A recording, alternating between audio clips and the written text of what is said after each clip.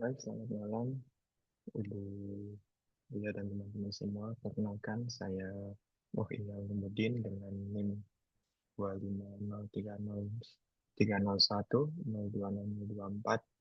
Pada kesempatan kali ini, saya akan mempresentasikan hasil analisis bisnis model Kanvas dari sebuah usaha pedal, yaitu Zero Pedal Club. Presentasi ini akan menjelaskan bagaimana bisnis ini dijalankan, mulai dari latar belakang industri, metode penelitian, hingga pemetaan 9 blok bangunan.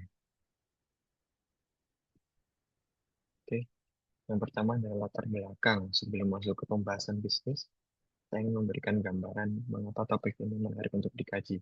Pertama, dari sisi pasar, olahraga pedal di Indonesia sedang mengalami pertumbuhan yang sangat pesat, bahkan mencapai 295%.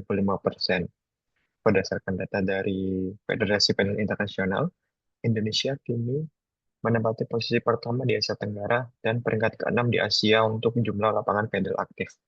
Yang kedua, dari sisi pertumbuhan klub, sepanjang tahun 2025, tercatat lebih dari 1.580 lapangan pedal ya, baru dibangun di Indonesia. Ini menunjukkan animo yang luar biasa. Bahkan rata-rata pendapatan satu lapangan pedal di Indonesia bisa mencapai sekitar 120 juta per bulan pada tahun 2024. Kemudian dari sisi nilai transaksi atau GMV, terjadi peningkatan sebesar 173% antara tahun 2023 hingga 2024, menjadikan Indonesia sebagai salah satu pasar dengan pertumbuhan pedal tercepat di dunia. Pertumbuhan yang masif ini tentunya mendorong persaingan yang semakin ketat antar pelaku usaha. Oleh karena itu, dibutuhkan pemetaan bisnis yang terstruktur agar pelaku usaha pedal dapat bertumbuh secara berkelanjutan. Selanjutnya, untuk mendapatkan data yang akurat mengenai usaha pedal ini, saya menggunakan dua pendekatan utama. Yang pertama adalah teknik pengumpulan data yang terdiri dari observasi langsung, yaitu pengamatan terhadap operasional harian, fasilitas lapangan, serta unit usaha pendukungnya, yaitu Zero Coffee. Selain itu, saya juga melakukan studi dokumentasi dengan mengumpulkan data sekunder dari akun media sosial seperti Instagram, TikTok, kemudian platform reservasi digital seperti Pedalmesh dan Ayo Indonesia. Yang kedua adalah pendekatan bisnis model Canvas itu sendiri. Pendekatan ini terdiri dari 9 blok bangunan visual yang memetakan bisnis secara utuh, mulai dari segmen pelanggan, tawaran nilai, hingga struktur finansial. Pendekatan ini juga membuktikan fleksibilitasnya, karena BMC yang awalnya hanya digunakan, yang banyak digunakan di sektor manufaktur atau teknologi, ternyata juga efektif diterapkan pada industri jasa, khususnya di sektor olahraga dan rekreasi seperti pedal. Kemudian tentang profil objek penelitian. Jadi, Zero Pedal Club ini eh, dimiliki oleh kakak saya. Jadi saya bisa mendapatkan akses yang lebih banyak dan lebih rinci. Jadi Zero Pedal Club ini ada di Gresik di Jawa Timur, beroperasi dari jam 6 pagi hingga jam 12 malam. Lokasinya di Jalan Dewi Sukardadu, Kecamatan Kebumas, Kabupaten Gresik, Jawa Timur.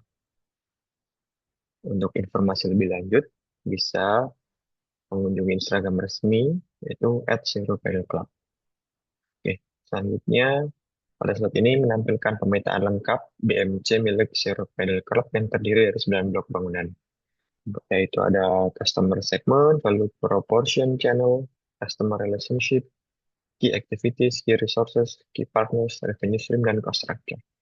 9 blok ini akan saya bahas secara lebih mendalam satu persatu pada slide berikutnya, yang akan saya kelompokkan menjadi tiga bagian besar. Yang pertama dari sisi pelanggan dan nilai, kemudian sisi operasional dan mitra, dan yang terakhir sisi model keuangan. Oke.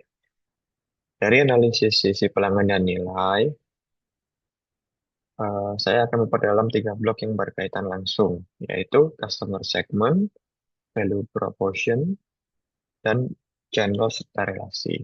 Dari sisi customer segment, Zero Pedal Club menyasar penggemar pedal di Gresik dan Surabaya, dengan fokus pada komunitas lokal, serta pemain tingkat pemula hingga menengah atas yang membutuhkan arena latihan secara teratur. Kemudian dari sisi value proposition, daya tarik utama Zero Pedal Club adalah kombinasi antara harga sewa yang terjangkau dengan fasilitas premium. Jadi di sana fasilitas sangat lengkap, ada shower, locker, lounge, area parkir, ditambah dengan disediakan coaching atau pelatih yang bersertifikat yang menjadi nilai tambah dibanding dengan kompetitor yang lainnya. Sementara dari sisi channel dan relasi, kemudahan reservasi menjadi kunci utama, yaitu melalui aplikasi Ayu Indonesia. Selain itu, promosi juga menggunakan efek jaring sosial, keaktifan di media sosial, serta keterlibatan dalam event-event komunitas pedal. Selanjutnya, saya akan membahas tiga blok yang berkaitan dengan sisi operasional dan kemitraan, yaitu Key Resources, Key Activities, dan Key Partnership.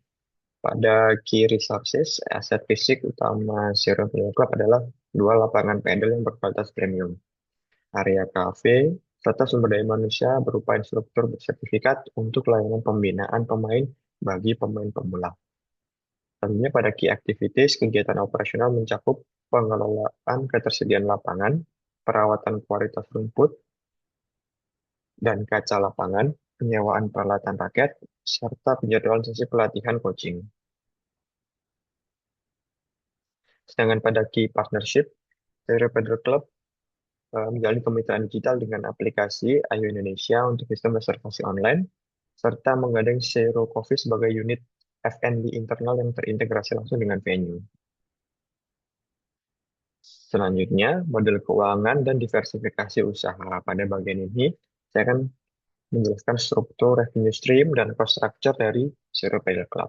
Dari sisi revenue stream, Zero Pedal Club menerapkan dynamic pricing untuk sewa lapangan dengan skema bertingkat mulai dari 150.000 per jam hingga 250.000 yang disesuaikan dengan jam sibuk atau peak hour dan jam sepi.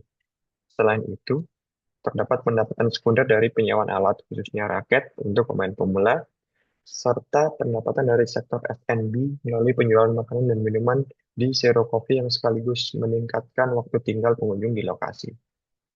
Kemudian dari sisi cost structure, ya operasional dibagi menjadi dua kelompok besar. Yang pertama, operasional lapangan yang meliputi biaya pemeliharaan, kebersihan dan kualitas lapangan, biaya penerangan atau listrik, kemudian gaji, staf, dan pelatih.